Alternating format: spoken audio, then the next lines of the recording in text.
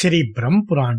पार्वती देवी की तपस्या, वरदान प्राप्ति तथा उनके द्वारा ग्रह के मुख से ब्राह्मण बालक का उद्धार।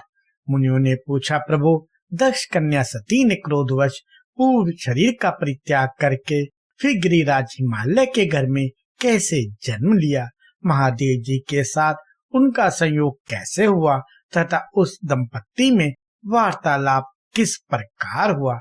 ब्रह्मा जी बोले, मुनिवरों, पार्वती और महादेव जी की पवित्र कथा पापों का नाश करने वाली और संपूर्ण कामनाओं को देने वाली है।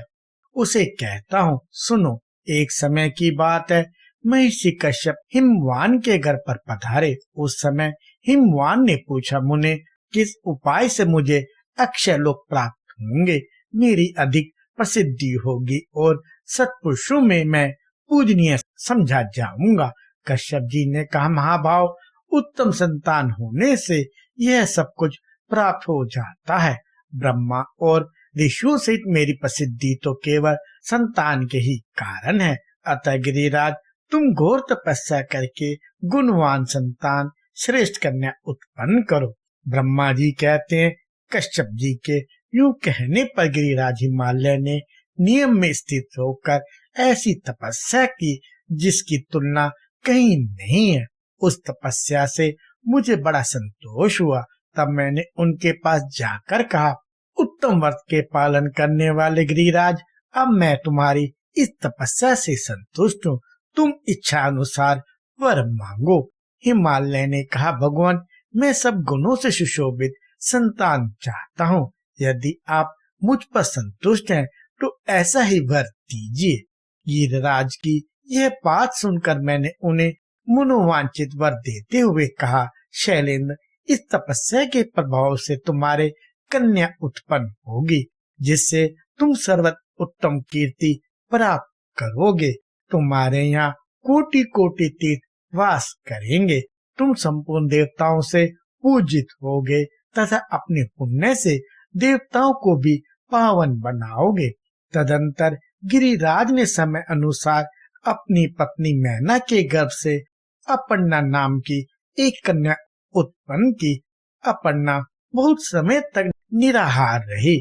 उसे उपवास से रोकते हुए माता ने कहा, बेटी उमा, ऐसा मत करो। उस समय वे मात स्नेह से दुखित हो रही थी। माता के यूं कहने पर कठोर तपस्या करने वाली पार्वती देवी उमा नाम से ही संसार में प्रसिद्ध हुई। पार्वती की तपस्या से तीनों लोग संतप्त हो उठे। तब मैंने उससे कहा, देवी, क्यों इस कठोर तपस्या से तुम संपूर्ण लोगों को संताप दे रही हो? कल्याणी, तुम्ही ने इस संपूर्ण जगत की सृष्टि की है, सो है इसे रचकर अब इसका विनाश ना करो। जगन माता, तुम अपने तेज से संपूर्ण लोगों को धारण करती हो, फिर कौन ऐसी वस्तु है जिसे तुम इस समय तपस्या द्वारा प्राप्त करना चाहती हो? वह हमें बतलाओ।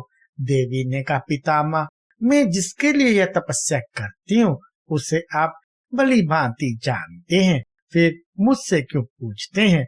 तब मैंने पार्वती से कहा, शुभे, तुम जिनके लिए तप करती हो वे स्वयं ही तुम्हारा वरण करेंगे।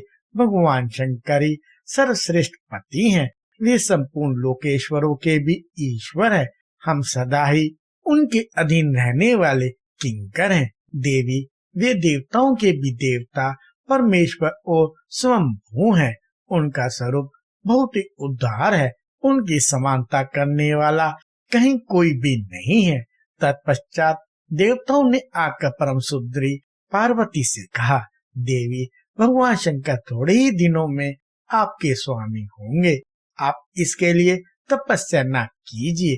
यूं कहकर देवताओं ने गिरिराज कुमारी की प्रदक्षिणा की और वहां से अंतर्ध्यान हो गए। पार्वती भी तपस्या से निवृत्त हो गए, किंतु अपने आश्रम में ही रहने लगी।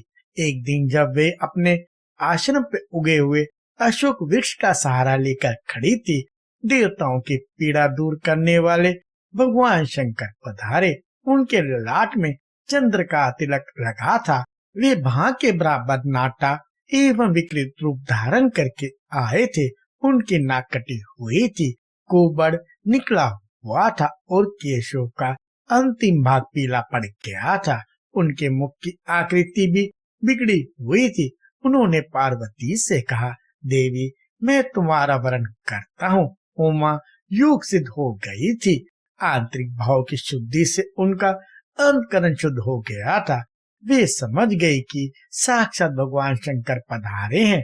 तब उनकी कृपा प्राप्त करने की इच्छा से पार्वती ने अर्घ, पाद्य और मधुपर्क के द्वारा उनका पूजन करके कहा, भगवान, मैं स्वतंत्र नहीं हूँ। घर में मेरे पिता मालिक है, वे ही मुझे देने में समर्थ हैं। मैं तो उनकी कन्या हूँ। यह सुनकर देवादिदेव भगवान शंकर ने उस विकृत रूप में गिरिराज हिमालय के पास जाकर कहा, शैलेंद्र, मुझे अपनी कन्या दीजिए। उस विकृत वेश में अविनाशी रुद्र को ही आया जान गिरिराज को शाप से भय हुआ। उन्होंने उदास होकर कहा, भगवान, ब्राह्मण इस पृथ्वी के देवता हैं। मैं उनका अनादर नहीं करता, किंतु मेरे मन में पहले से जो कामना है उसे सुनिए। मेरी पुत्री का स्वयंवर होगा। उसमें वह जिसको वरण करेगी वही उसका पति होगा। हिमालय की यह बात सुनकर भगवान शंकर ने देवी के पास आकर कहा, तुम्हारे पिता ने स्वयंवर होने की बात कही है। उसमें तुम जिसका वरण करोगी वही तुम्हारा पति होगा। उस समय किसी रूपवान को छोड़कर तुम मुझ जैसे अयोग्य का वरण कैसे करोगी? उनके यूं कहने पर पार्वती ने उनकी बातों पर विचार करते हुए कहा, महाभाग, आपको अन्यथा विचार नहीं करना चाहिए। मैं आपका ही वरण करूंगी, इसमें कोई अनोखी बात नहीं है। अथवा यदि आपको मुझ पर संदेह है तो मैं यही आपका वरण करती हूँ। यूं कहकर पार्वती ने अपने हाथों से अशोक का गुच्छा लेकर भगवान शंकर के कंधों पर रखा और कहा, देव, मैंने आपका वरण कर लिया। भगवती पार्वती के इस प्रकार वरण करने पर भगवान शंकर ने उस अशोक वृक्ष को अपनी वाणी से सजीव करते हुए से कहा, अशोक, तुम्हारे परम पवित्र गुच्छे से मेरा वरण हुआ है, इसलिए तुम जरावस्था सहित एवं अमर रहोगे। तुम जैसा चाहोगे वैसा रूप धारण कर सकोगे। तुम में इच्छानुसार फूल लगेंगे। तुम सब कामनाओं को देने वाले सब प्रकार के आभूषण रूप फूल और फलों से संपन्न एवं मेरे अत्यंत प्रिय होंगे। तुम में सब प्रकार की सुगंध होगी तथा तुम देवताओं के अधिक प्रिय बने रहोगे। यूं कहकर जगत के सृष्टि और संपूर्ण भूतों का पालन करने वाले भगवान शंकर हिमालय कुमारी उमा से विदा ले वहीं अंतर्ध्यान हो गए। उनके चले जाने पर पार्वती देवी भी उन्हीं की ओर मन लगाए एक विशाल शिला पर बैठ गई। इसी समय देवादिदेव शिव स्वयं लीला करने के लिए ब्राह्मण बालक का रूप धारण कर निकटवर्ती सरोवर में प्रकट हुए। उस समय उन्हें ग्रह ने पकड़ रखा था। वे बोले, हाय, ग्रह से पकड़े जाने के कारण मैं अचेत हो रहा हूँ। कोई हो तो मुझे आकर बचाए। पीड़ित ब्राह्मण की यह पुकार सुनकर कल्याणमयी देवी पार्वती सहसा उठ खड़ी हुई और उस स्थान पर गई जहाँ वह ब्राह्मण बालक खड़ा था। वहाँ पहुंचकर चंद्रमुखी देवी ने देखा एक बहुत सुंदर बालक ग्रह के मुख में पड़ा थर थर कांप रहा है। ग्रह के खींचने पर वह तेजस्वी बालक बड़ा आर्तनाद करता था। उस ग्रहग्रस्त बालक को देखकर देवी उमा दुख से आतुर हो उठी और बोली, ग्रहराज, यह अपने पिता माता का एक ही बालक है, इसे शीघ्र छोड़ दो। ग्रह ने कहा, देवी, छठे दिन पर जो सबसे पहले मेरे पास आ जाता है उसी को विधाता ने मेरा आहार निश्चित किया है। महाभागे, यह बालक आज छठे दिन ब्रह्मा जी से प्रेरित होकर ही मेरे पास आया है, अतः मैं इसे किसी प्रकार न छोड़ूंगा। देवी बोली, ग्रहराज, मैंने हिमालय के शिखर पर जो उत्तम तपस्या की है उसका पुण्य लेकर इस बालक को छोड़ दो। मैं तुम्हें नमस्कार करती हूँ। ग्रह ने कहा, देवी, आपने थोड़ा सा या उत्तम जो कुछ भी तपस्या की है वह सब मुझे दे दें तो शीघ्र ही यह छुटकारा पा जाएगा। देवी बोली, महाग्रा, मैंने जन्म से लेकर अब तक जो पुण्य किया है वह सब तुम्हें समर्पित है, इस बालक को छोड़ दो। देवी के इतना कहते ही उनकी तपस्या से विभूषित हो वह ग्रह दोपहर के सूर्य की भांति तेज से प्रज्वलित हो उठा। उस समय उसकी ओर देखना कठिन हो रहा था। ग्रह ने संतुष्ट होकर विश्व को धारण करने वाली देवी से कहा, महावर्ते, तुमने यह क्या किया? भली भांति सोच कर देखो तो सही।